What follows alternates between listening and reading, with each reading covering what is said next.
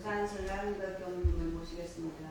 자중하시고 대님 반갑습니다.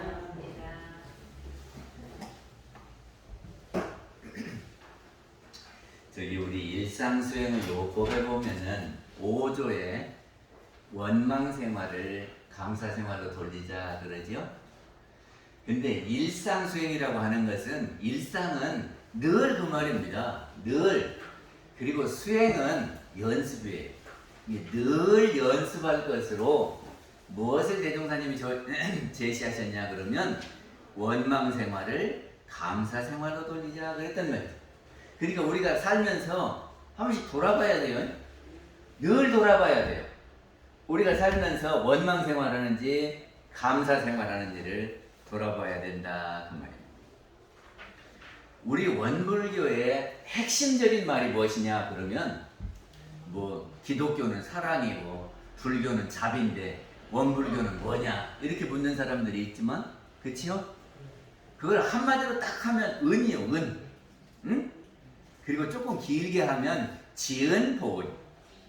은혜를 알고 보은을 하자고 하는 것이 우리 원불교의 핵심적인 말입니다. 그리고 그거를 더 길게 하면은 원망생활을 감사생활로 돌리자 하는 것이 우리 원불교의 핵심적인 말이죠.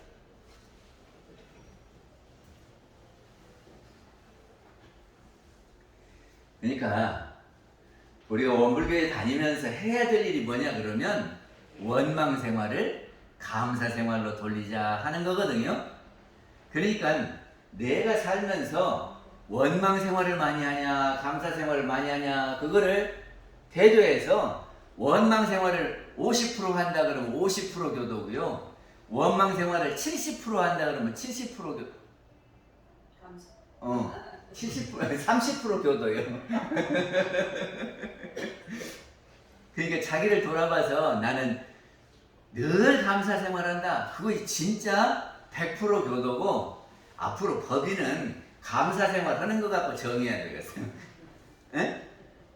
그래 내가 하루를 놓고 보면 늘 감사한다. 그러면 법사단 드려야지. 그런데 50%도 못한다. 그러면 법마 상대급 안 시켜야지. 그리고 대종사님께서 낙원으로 가야 된다 그랬잖아요. 근데 낙원으로 가려면 원망생활을 감사생활로 돌려야 한다 그랬어요. 그래서 그거를 신앙문이라고 그랬어요. 이게 이 문을 통과해야 낙원으로 가는데 그 신앙문에 원망생활을 낙원생활로 돌려야 신앙문을 통과하게 되는 거다 그러셨습니다. 그리고 정산종사님은요, 감사생활만 하는 이는 늘 사은의 도움을 받게 되고 원망생활만 하는 이는 늘 미물에게도 해독을 받나니라 그랬거든요. 그러니까 우리가 가끔 가다가 내가 원망생활이 맞냐 감사생활이 맞냐 이렇게 돌아봐야 돼요. 그래서 제가 원망생활이 뭔가 하고 찾아봤더니 못마땅하게 여겨서 탓하거나 불평을 품고 미워하는 것이 원망이라요. 그죠? 다시 한번 해볼까? 못마땅하게 여겨갖고 탓하거나 불평을 품고 미워하는 것이 원망이래요. 근데 왜 원망을 할까 하고 제가 생각해 봤더니 첫째가 내가 있기 때문에 그래요. 그 말이 무슨 말이냐면 나하고 아무 상관없는 일이 있다면 그거 갖고 원망하고 불평할 것이 있어요 없어요? 저기 아랍에서 무슨 저기 이집트에서 한 사람이 작은 부인을 어떤지 말든지 우리가 상관할 거 없지요. 응? 아니 부인을 10명 어떤지 20명을 어떤지 우리가 아무 상관없잖아요. 그거 갖고 불평이 없지. 응? 나하고 상관이 없으면 불평이 없어요. 그런데 내일이라고 그러면 속상하거든. 그치? 근데 우리들은 무엇을 나라고 생각하냐 그러면 내 재산을 나라고 생각하고 이 육신을 나라고 생각하고 그리고 머릿속에 나를 이렇게 그려놔요. 이것이 나다. 그런데 그것이 조금만 손해보면은 원망하고 불평이 나오는 거거든. 그렇지 않습니까? 근데 알고 보면은요, 그것이 나가 아니요. 진짜 나는 뭐냐 그러면 영혼이 나요. 텅 빈 영혼이 나고 나머지는 내 삶의 도구요, 도구. 저기가 저 앞집에 헌다고 그래가지고 그 전선이 막 요리 지나갔잖아요. 근데 옆집에서 싹 걷어줬어요. 전선이 하나도 없어. 여기서 이쪽으로 오는 선이 저 높게 우리 전선하고 그것밖에 없어, 밖에. 근데 옆집에 뭐를 했냐면 유선 TV가 여기서 요리 지나갔어요. 그러니까 이거 보기 싫다고 저 다른 데로 해서 요리 뺐거든. 그러면서 유선 TV 하는 사람이 저가 이렇게 심으는 수국을 꺾어버렸어. 밟아가고. 속상하겠지요. 원망이 나겠지요. 나는 내 여름에 물 줘갖고 키웠는데 그 키운 수국을 또 뿌려놨으니 원망이지요. 근데 제가 가만히 생각해 보니까 제가 꽃을 키우는 것은 사람들을 기쁘게 하려고 키웠지 사람 못 살게 하려고 키운 건 아니잖아요. 응? 그 사람이 꽃을 뿌렸다고 꽃 때문에 그 사람을 원망하고 탓하면 본의가 아니다. 그치요? 꽃을 사람 좋게 하려고 했는데 꽃 때문에 사람을 원망하고 그 사람 보고 싫은 소리 하면 그거 본의가 아닌 것 같아요. 그렇게 생각하니까 하나도 원망을 안 했어요. 과연 조인이십니다. 두 번째는 왜 우리가 원망하냐 그러면 욕심 때문에 원망합니다. 저희 우리 딸들 시집 보낼 때 어떻게 해요? 가면은 참 시부모 잘 모시고 남편 잘 받들고 이렇게 교육을 시켜서 보내죠. 그리고 시집 가면 그렇게 한단 말이죠. 근데 살다가 보면 이제 친구들하고 전화하고 다른 사람 어떻게 사는가 하고 비교를 해요. 그리고는 우리 신랑이 맨날 200만 원 받아다 줘서 고맙다 그랬는데 아이 남의 신랑 이야기 들어본 게 500만 원씩 받아다 준다네? 그러면 어찌요? 불평이 생기지. 비교하니까 생겨. 그리고 남편이 이제 직장에 가서 일했으니까 집에 오면은 편안하게 쉬어야 된다 하고 잘해줬는데 옆집 이야기를 들어보니까 집에서 아이고 청소기도 돌려준다지 설거지도 해준다지 세탁기도 돌려준다지 이런 말 들었네.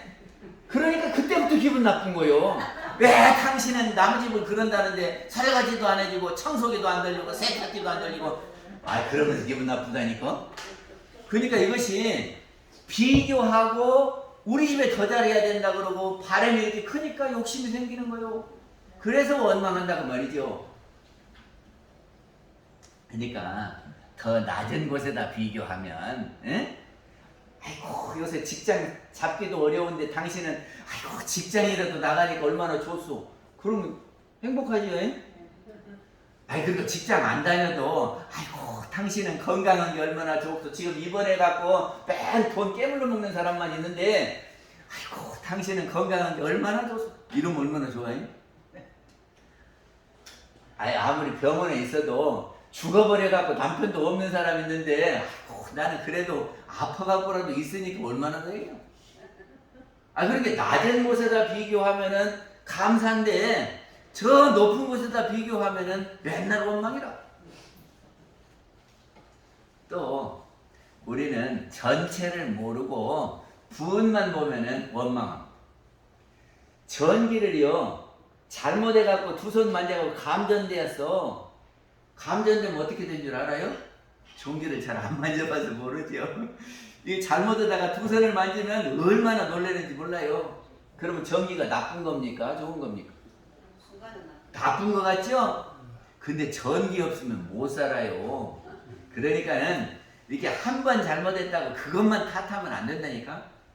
저만 그런 소리 한 줄 알았더니 정산종사님이 늘 밥을 먹다가 한 번 체했어. 그러면 한 번 체했으니까 밥이 나쁜 겁니까? 소중한 겁니까?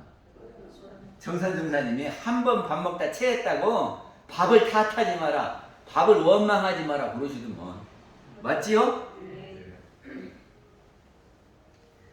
그리고 우리가 공경하고 두려움을 갖고 예를 갖추어야 되는데 부처님으로 안 모시니까 원망이요. 우리 부처님으로 모시면 부처님이 어떻게 했다고 막 원망합니까?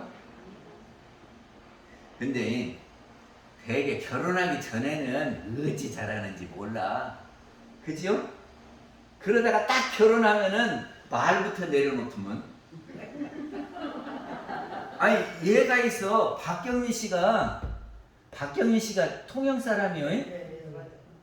그래가지고 저기 서울 가서 살았어. 누구랑 살았냐 그러면 거제도 있는 청년을 만나서 살았어. 근데 통영 거제도 이쪽 사람에 저기 사회주의 운동을 하는 사람이 많았어요. 그리고 박경민 씨 남편도 그런 사람이요. 그래서 언제 죽은지도 모르고 사망 통지서를 받았네요. 그래서 서대문 구치소에서 죽었다고 그래. 그러니까는 그 서울에 아는 사람도 없이 남편 따라가서 살다가 남편이 죽어버리니까 이제 거기서 살 이유가 없잖아요. 그래 통영으로 다시 내려왔어. 그래가지고 단추 같은 거 팔고 그렇게 장사하면서 살다가 그때 전 남편에서 딸 하나를 낳았어요. 응? 딸 하나를 낳아서 딸 키우면서 사는데 딸이 이제 학교를 갈 거 아니요? 그래서 학부모가 됐어요. 그리고 학교를 이렇게 들어다니다 보니까 학교에 음악 선생이 있는데 참 멋있어. 그래갖고 재혼을 했습니다. 그러니까 학부모로 학교를 찾아갈 때는 이 선생이 극진하게 대접하고 말도 깍두덕이 하고 인사도 하고 그랬단 말이지. 근데 딱 결혼을 하더니 말부터 극진하게 앉는 거요. 그리고는 이것저것 시키고 종 부리듯이요. 그러니까는 딱 이혼을 했어. 박경민 씨 이혼했어요. 그래가지고 결혼하고 이혼하고 그러면 그때 당시에는 동네 소문이 다 나고 그래가지고 통영에서 못 살고 다시 통영을 떠나게 됩니다. 이게 무슨 이야기를 하려고 그러냐면 박경민 씨가 학부모로 음악 선생을 만나고 다닐 때 그때 좋아할 때는 참 극진하게 했단 말이죠. 그런데 딱 결혼하고는 밥 안 해온다고 그러고 반찬 투정하고 무엇을 안 해준다고 그러고 맨날 뭐라고만 하지? 옛날 같지를 아니요. 그러니까 어찌요? 박경민 씨가 불만이 있지. 그러니까 탁 이혼해버리고 통영을 떠났다고 말이지. 그러니까 아무리 친하더라도 결혼을 했더라도 그 연애할 때처럼 모든 걸 어떻게 하면 저 사람을 위해서 해줄까 이렇게 하면은 원망이 안 생겨요. 혜교님 그렇지요?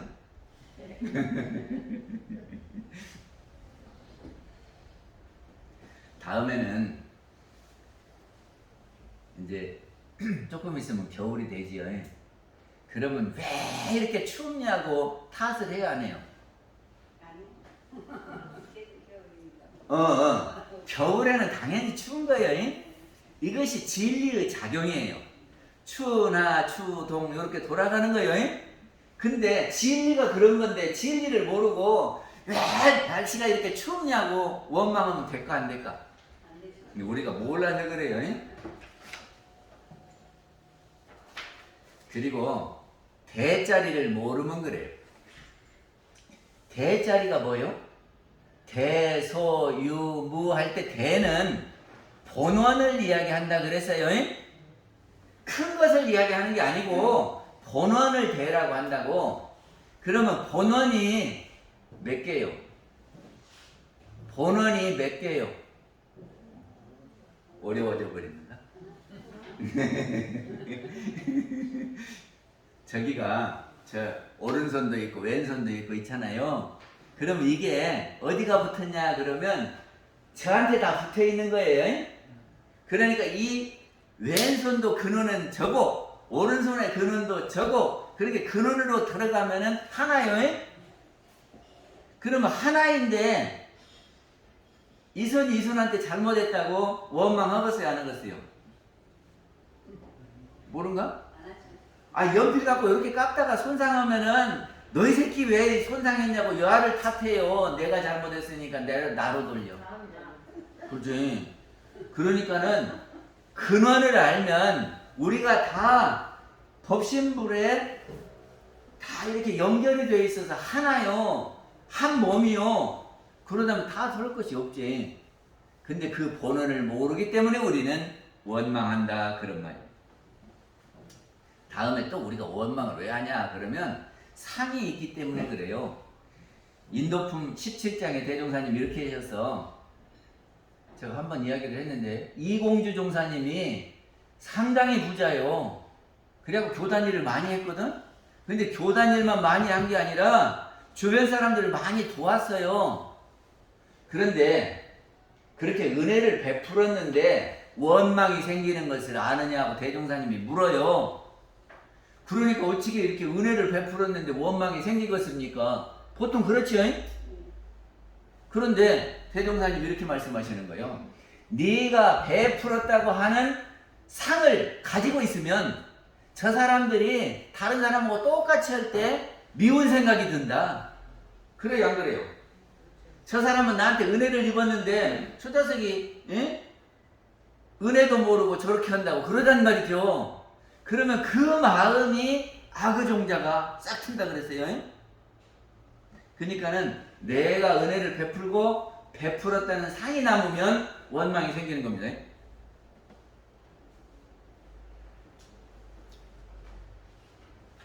그래서 우리가 감사 생활을 하려면 은혜의 소종례를 알아야 한다. 소종례가 뭐냐면 은혜가 어떻게 해서 나오는지 그 나오는 길을 알아야 된대요.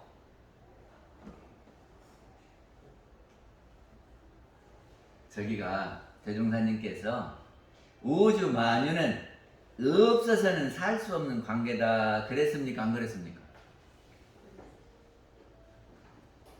처음 들어요? 아니 아무도 없는데 자기 혼자 살아라면 살겠어요? 못 살지? 그러니까 이웃이 있어야 살아. 그리고 나무가 한 그루도 없다 그러면 살겠어요? 못 살겠어요? 못 살지요? 그러니까는 나무도 있어야 하고 이렇게 강아지도 있어야 하고 돼지도 있어야 되고 다 있어야 돼요. 거기에서 우리가 주고받고 하면서 사는 거예요. 어떤 사람이 실험을 했는데 이렇게 유리병이 있잖아요. 여기에다가 개구리를 넣었대요. 그리고 꽉 덮어놨어. 그랬더니 조금 있다 죽었대요. 그런데 거기다가 그 이렇게 생긴 유리병에다가 나무를 넣어놨대요. 그 산 나무를. 그리고 개구리를 넣어놨더니 안 죽더라네. 그래서 왜 안 죽는가 했더니 이 나무는 산 나무는 저기를 이산화탄소를 먹고 산소를 내놓고 개구리는 산소를 먹고 이산화탄소를 내놔요. 응? 그러니까 개구리하고 나무하고 이렇게 서로 호흡을 해요. 어렵게 설명했나요? 그러니까 같이 넣어놓으면 사는데 나무가 없이 개구리만 있으면 그 속에 산소만 먹고 이산화탄소만 내놓으니까 병 속에 이산화탄소만 있으면 개구리가 죽어버린다니까. 근데 우리가 알고 보면은 다 서로 도움을 주고받고 그러면서 사는 겁니다. 근데 그것을 모르면 원망을 하게 되지요. 그리고 자기를 살펴야 해요. 그 말이 뭔 말이냐면 인과 보응의 이치는 내가 주면 받게 되잖아요. 응? 그러니까 내가 욕을 하면 저 사람이 나한테 어떻게 할까? 실험해볼까? 신영씨한테 욕을 한번 해볼까? 그러면 신영씨가 어떻게 하는가? 내가 욕을 하면 욕을 받게 되지요. 그리고 내가 은혜를 베풀면 은혜가 와요. 근데 이 인과의 이치는 당장 나타나는 것이 아니라 시간이 좀 걸려요.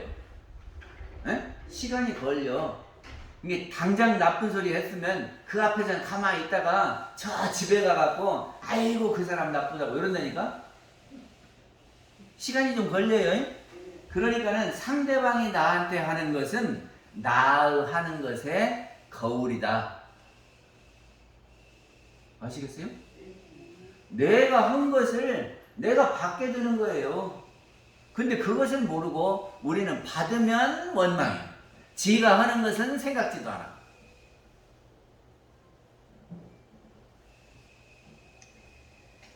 그래서 대종사님 뭐라고 하셨냐면은 무슨 일이든지 잘못된 일이 있고 보면 남을 원망하지 말고 자기를 살필 것이요 그랬어요. 왜냐하면 네가 한 것이 거가 심어져서 네가 받게 되는 것이니까 너를 살펴라. 네가 잘하면 상대방도 잘하는 거다. 이게 만약에 다른 사람이 나한테 원망할 일을 하거든. 아, 내가 전생에 잘못한 것 빚을 갚았다. 응? 저 사람이 나한테 잘못이요. 그러면 아이고 오늘 또 빚 하나 갚았네. 요렇게 하면은 되겠어요, 안 되겠어요? 빚 갚아버리면 어쩌든가? 빚을 못 갚으면 그 마음속에 아이고 빚 갚아야 되는데 그러죠? 그러다 갚아버리면 시원하죠? 그러니까 다른 사람들이 나한테 욕하면 아이고 오늘 또 빚 하나 갚았네. 요렇게 하자 그런 말이에요. 알아들으시는지는 모르겠어요. 다음에 나한테 어려운 일이 오면은 원망하지 말고 시험인 줄 알아라 그랬거든요. 저 사람이 실력이 있는지 없는지는 어떻게 알아요? 실력이 있는지 없는지는 어떻게 알아요? 시험 봐야 알아. 그치요? 어려운 문제를 내보면 그거를 잘 풀면 실력이 있는 사람이고 못 풀면 실력 없는 사람이죠. 그러니까 나한테 어려운 경계가 오면 시험인 줄 알아라 그랬거든. 이순신 장군이요. 어디가 있었냐면 여수에 있는 전라 좌수영 수사였어요. 근데 이순신은 와서 군인이 평상시에 훈련을 잘해야 된다 그런 생각을 했겠죠. 그래서 열심히 훈련을 시켰어요. 근데 선조 때는 큰 전쟁이 없기 때문에 군인을 푸대접했어요. 그리고 전쟁도 없는데 군인이 훈련할 것이 없잖아요. 그러니까 부산에 있던 경상 좌수영, 거제도에 있던 경상 우수영은 명부만 있지 군인이 하나도 없는 거요. 다 휴가 보내버리고 토목 한 필 갖다 주면 군대도 빼주고 명단만 있고 없어. 그러니까 1592년에 일본 군들이 쳐들어왔을 때 쌈도 안 하고 저기는 부산 수영은 없어져 버렸어요. 군인이 없으니까 일본 놈들이 막 쳐들어오니까 쌈 할 곳이 없다니까. 그래갖고 배를 다 갈아쳐 버렸어요. 그냥 일본 사람들이 우리 배를 갈아친 것이 아니고 우리가 배 뺏기면 안 되니까 배에다 구멍 뚫어서 다 갈아쳤다니까. 그게 쌈 할 것도 없이 졌어요. 동네 부사 송상현 씨는 동네성을 지키느라고 거기에서 전사했잖아요. 그리고 이제 육군은 서울로 막 올라가는 거예요. 그리고 해군은 수병들은 전라도로 해서 곡창지대에 쌀을 뺏어가지고 이게 군량미를 한다고 이렇게 전라도로 가는데 거제도에서 그때 경상 우수영 수사는 원균입니다. 원균도 훈련을 제대로 안 시켰어요. 그러니까 싸움하다가 다 배가 망가지고 몇 차가 안 남았어. 그러니까 어떻게 해야 돼요? 전라도에 있는 이순신 장군에게 도와달라고 그럽니다. 그래서 이순신 장군이 전라 우수영의 이업기 씨하고 같이 도와주러 경상도로 와요. 그리고 한산도에서 일본군을 대파합니다. 그것이 한산 대첩이거든요.